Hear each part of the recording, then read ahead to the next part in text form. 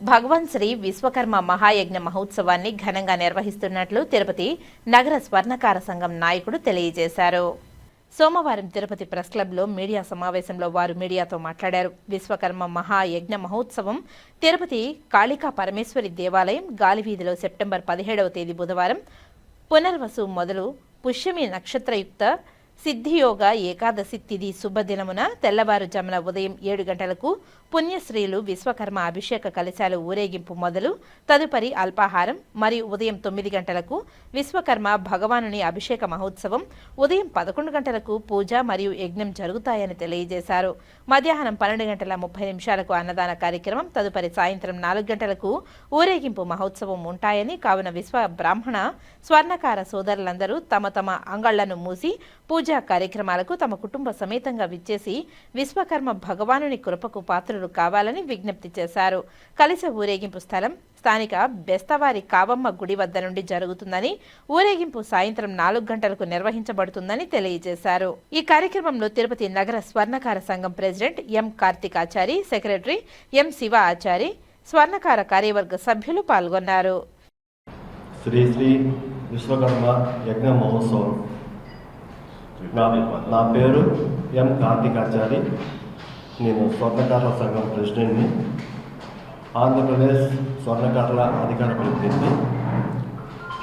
Media మిత్రులకు, print media మిత్రులకు నమస్కారాలు. ఓం నమో విశ్వకర్మనే నమః.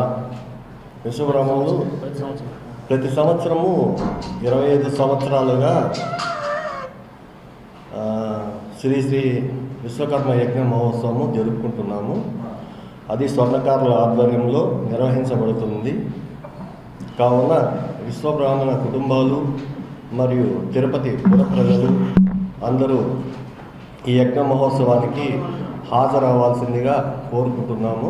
విశ్వకర్మ సమారంభం విశ్వరూపార్య మధ్యమాం అస్మదాచార్య పర్యంతం వందే గురు పరంపరం.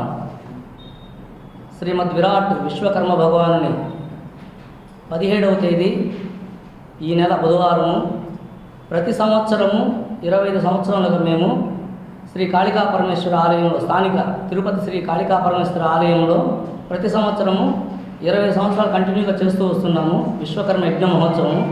ఇది విశ్వశాంతి కోసం, ప్రజలందరూ సర్వజీవులు బాగుండాలని మా యొక్క విశ్వబ్రాహ్మణ స్వర్ణకారుల తరపున ప్రతి సంవత్సరం చేస్తున్నాము. తిరుపతి ప్రజలందరూ కూడా ఈ యొక్క యజ్ఞ మహోత్సవానికి హాజరయ్యి దిగ్విజయం చేయవలసిందిగా కోరుచున్నాము.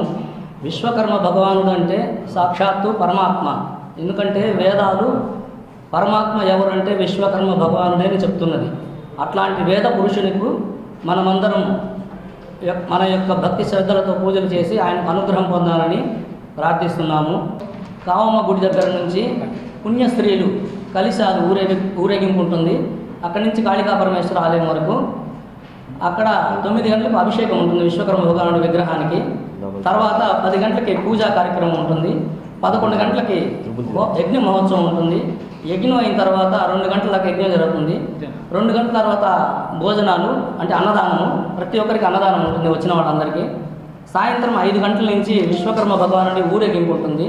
ఆ ఊరేగింపు కాళికమ్మ గుడి కాడి నుంచి మన పాత మున్సిపల్ ఆఫీస్ రోడ్లో నుంచి 4 కాల మండపం వరకు, 4 కాల మండపం నుంచి చిన్న బజారు వీధి నుంచి తిరిగి కాళికా పరమేశ్వరి మండపం వరకు, ఆలయం వరకు ఉంటుంది.